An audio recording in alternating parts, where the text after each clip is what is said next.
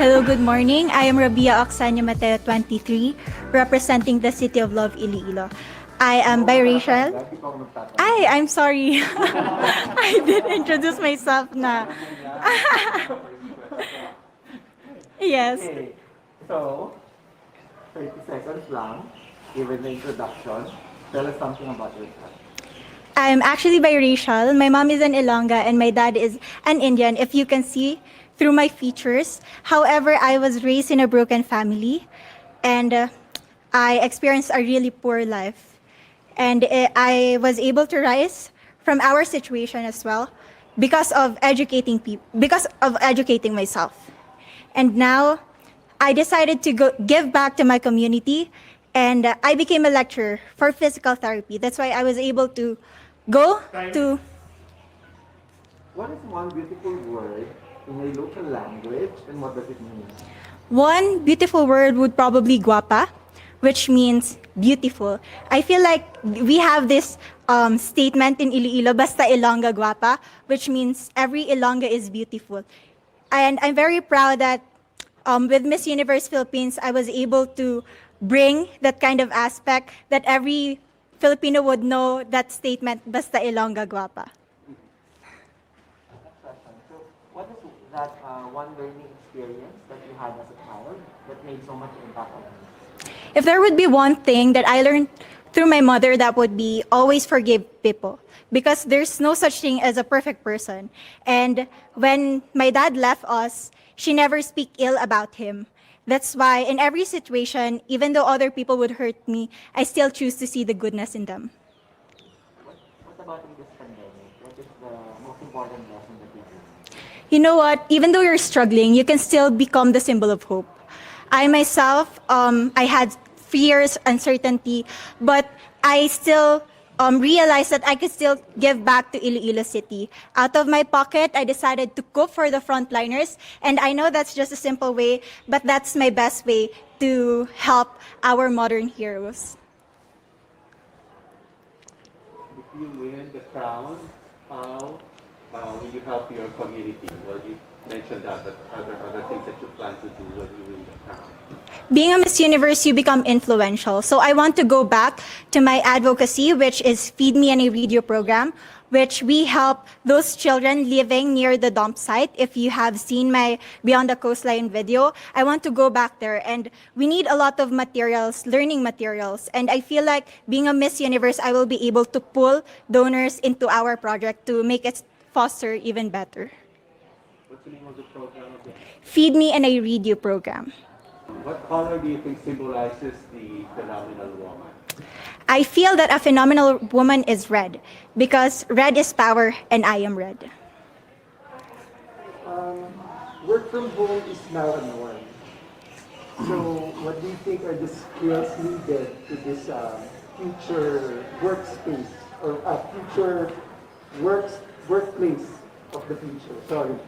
As of the moment, I am working from home because we don't have classes, live classroom classes. That's why we decided to conduct our lectures online. I feel like nowadays we need to adopt to the situation. So we need to be versatile in what is happening around us. And online business or working from home is such a huge opportunity for us to spend more time with our family and as well trying to enjoy the life. If you can name one spot, man-made or natural, in your in Iloilo City, what would it be? I would definitely want to bring all of you to Haro Cathedral because you know what, in Iloilo, we don't have much of natural spots. But Haro Cathedral is like an establishment that witnessed the love and devotion that Ilonggos have towards God. And I feel like it's been there since the Spanish era. So with timeless memories and modernization, we were able to, arrive to be the Ilonggos that we are today. There's a campaign that's hashtag Love Local. So if it were up to you, which local product do you want to promote and why? You know what? It was also asked to me during Miss Iloilo, and I want to bring to the global community our very own hablon. That is our indigenous fabric. And I feel like, it enriches the culture of not just Iloilo, but of our country. Every time I wear hablon, I don't just wear Iloilo, but I wear Philippines. Last question. What is one thing young people like you should focus on? You need to invest in yourself. As of the moment, there's a lot of distractions, there's a lot of bashers or backlash, but at the end of the day, when you practice self-love, you get to know the right weapon in order for you to win life.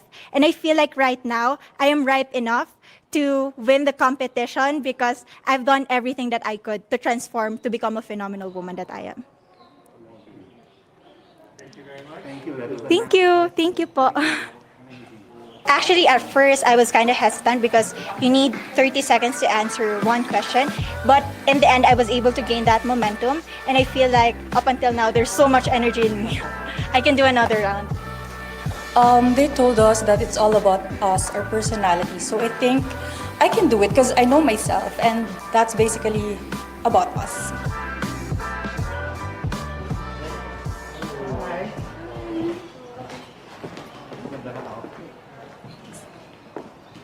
So, how are you? I'm good po. How are you guys? 30 seconds lang for work. Tell us something about yourself. Hi, good morning everyone. I'm Kimchi Crizaldo. You might be wondering why I'm named Kimchi. I was born in South Korea because my parents were working there before, and I was named after the Korean appetizer kimchi. So I'm currently working as a flight attendant, and one of my greatest achievement in my career is that I was a presidential cabin crew. And right now, I'm currently studying my master's in business administration in Ateneo because I also want to have a business in the future, and so that I can control my time and schedule. Thank you. Sorry, wait.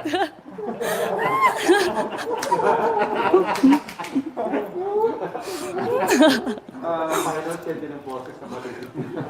Oh my gosh. Kaya mo yan, kaya mo yan. What is one beautiful word in your local language? And what does it mean? Guapa, that means beautiful. I think every Ilonggo people are beautiful in our own ways. Whatever we have, whatever color of our skin, whatever how our physical features are, we are all beautiful in our own ways. As long as we accept and acknowledge our fears and our flaws and insecurities, then we are beautiful. Thank you. Thank you. Next question. What is that one learning experience that you had as a child that made you much impact on you?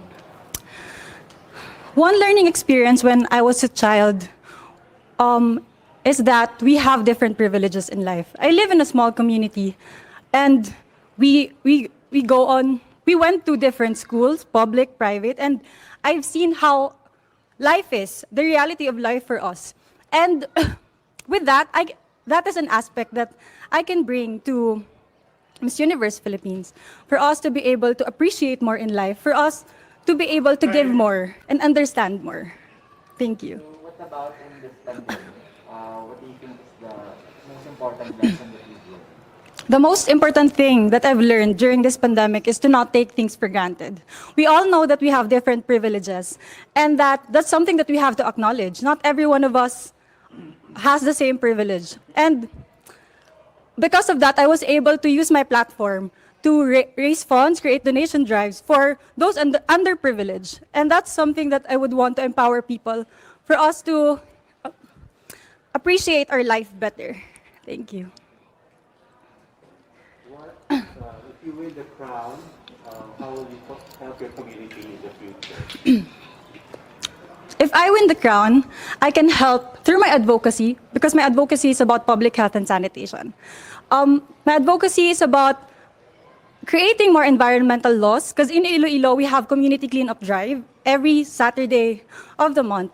And Iloilo province is aiming for clean identity province. And that's something that I would want to bring to Miss Universe Philippines, for us to be able to have a clean identity country, for every province to have that achievement also. Thank you. Why are you laughing? Hinihingal pala ako. I'm sorry. Ba't ka hinihingal pa? Sa lahat po. What color do you think symbolizes a phenomenal woman? I don't think there is a certain color because I think every color, since Miss Universe embraces diversity, I think every color symbolizes a phenomenal woman. So work from home is now part of the new norm. So what do you think are the skills needed to this so-called workplace of the future? I never experienced work from home because I'm a flight attendant. So, but tourism industry is one of the most affected industry, right? So we get to have one flight in a month, and that's really sad because I really miss flying. And right now, what we can do is to pray that this will all be over for us to be able to live the normal life again. If there is one spot in Iloilo province, whether it's man-made or natural, that you would like to promote to the world, what would it be? There are lots of globally competitive islands and beaches in Iloilo province that are underrated, and that's something that I would want to bring to Miss Universe Philippines for us to be, so I can promote my the tourist destinations that we have, like the Isla de Gigantes and the Sicogon Island. Those are white sand beaches and islands that are really globally competitive that can be on the top best islands in Asia. Thank you. There's a campaign to hashtag love local. So for you, which local product do you want to promote and why? Local product that I would want to promote is our hablon. It's a fabric weaved by our weavers, and it's made of abaca, piña, and cotton.